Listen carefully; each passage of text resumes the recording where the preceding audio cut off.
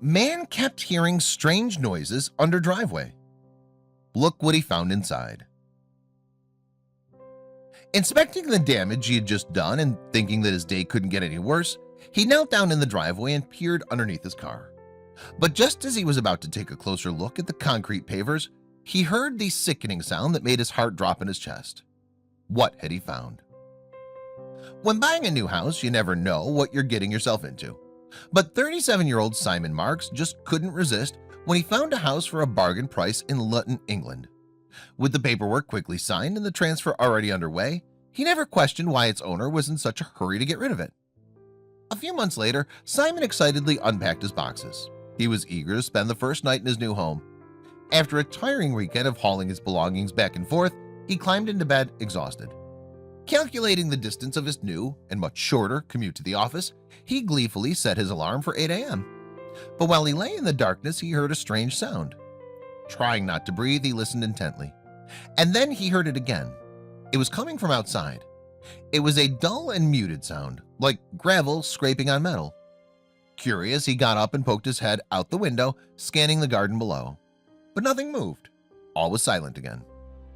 Shrugging his shoulders and climbing back into bed, he had no idea that something was shifting under his new home. The next morning, Simon threw his black Vauxhall Zafira in reverse. But instead of backing out his driveway, the car lurched forward. Cursing, he tried again, but the wheel seemed to be caught on something. Revving the engine until the car jumped backward, he let out a sigh of relief. But when he got out to see what had been stuck under the front wheel, his stomach dropped. Kneeling down to take a closer look, Simon saw that the pavers of the driveway had cracked. And then, right before his eyes, the driveway began to give in. He jumped back as the pavers broke with a sickening snap. Then the concrete crumbled and fell into the earth. But as the dust began to settle, the crack in the ground revealed something truly unnerving.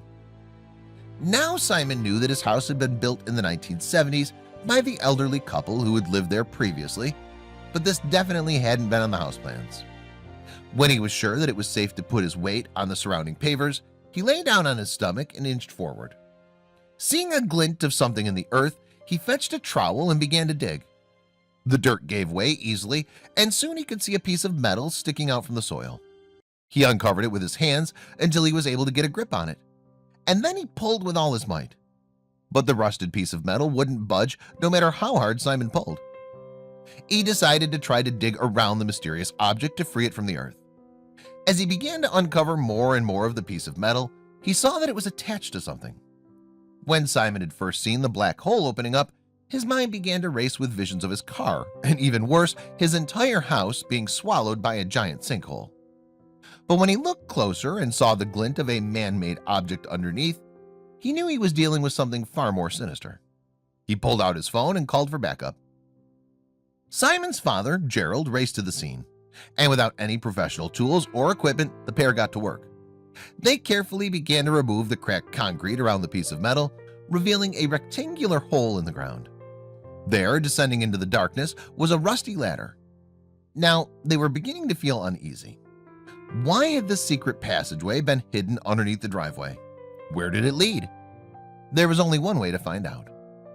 Simon had done his research before buying the old house. He was all too aware that ordnance surveys wouldn't shed any light on the mysterious passageway hidden beneath his driveway. According to the reports, there had been nothing but empty land there before the home was built. A shiver ran down his spine as they began to dig. They dug out shovelful after shovelful of the densely packed mud and carted it away in buckets. The pile of earth beside them grew larger by the hour, and soon the pair had painstakingly excavated around 5 feet of dirt, enough for them to climb down the ladder and investigate. And what they found would shed some light on the house's eerie past. As Simon climbed halfway down the ladder, a strange feeling crept over him. He didn't want to go any further. What if it wasn't safe? He ran back to the house to fetch his selfie stick. With his phone firmly attached, he lowered it into the hole. On the phone's screen, he saw that the underground passageway was hiding 2 rooms. Gerald thought he knew what they were looking at immediately, but they had to be sure. Simon had purchased the property in question for around $500,000, but the land had been used for something else long before the house had been built there.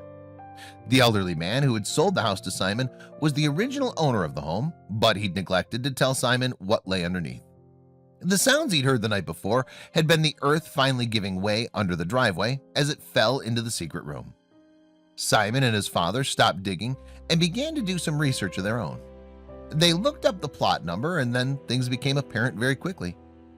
Prior to the previous owners of the house, this plot of land had stood empty, but Gerald quickly pointed out that the land was situated in a strategic place in the town. But even more telling was the period in which the house had been built. "My dad saw it and instantly said, 'It's an air raid shelter,'" Simon said. "We Googled it and found there are quite a few in this area." After conducting some research, Simon found out that the shelter had been built during World War II. The previous owner must have known it was there, and when he built the house, put a garden in and must have filled it in, Simon told reporters.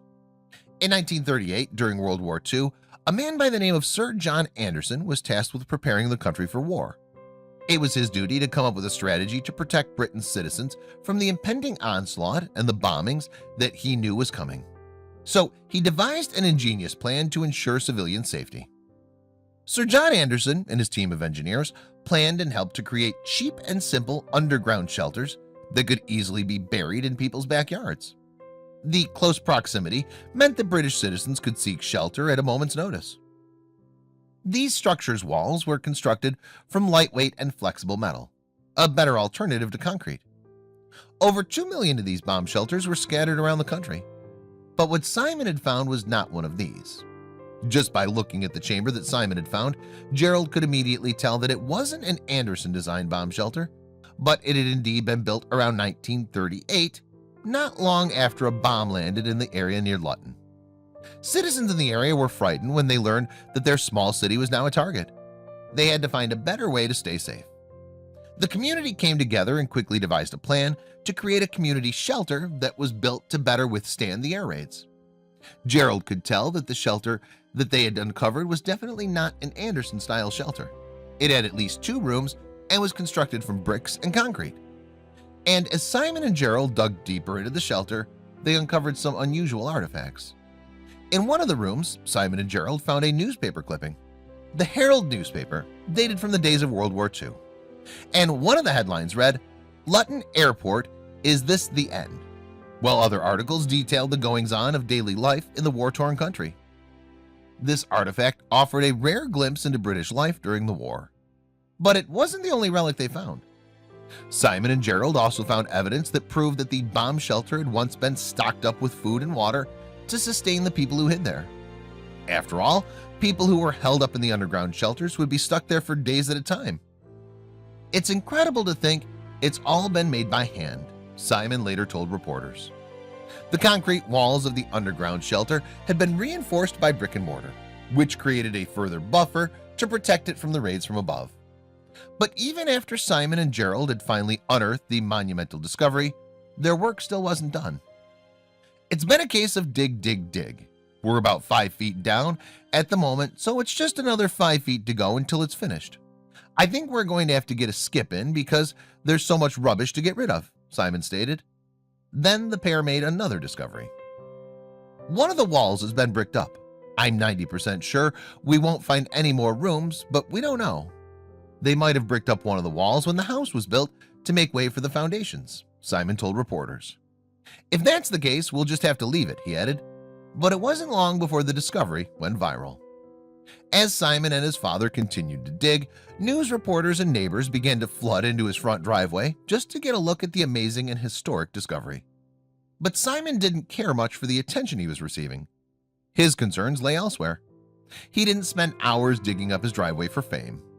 Simon felt that it was important to let the world know about his discovery, but not for notoriety. He feels that he has an obligation to the country's rich history. He didn't want this piece of history to be forgotten. He wanted the air raid shelter to be preserved for future generations. So what does he plan to do when the shelter's been completely cleared? Simon and his father plan to restore the shelter and preserve it. They hope that it will be declared an important and historical monument. They believe that just because the war is over and long past, that period in time should never be buried and forgotten. They hope that future generations will visit the shelter and catch a glimpse of an important part of history.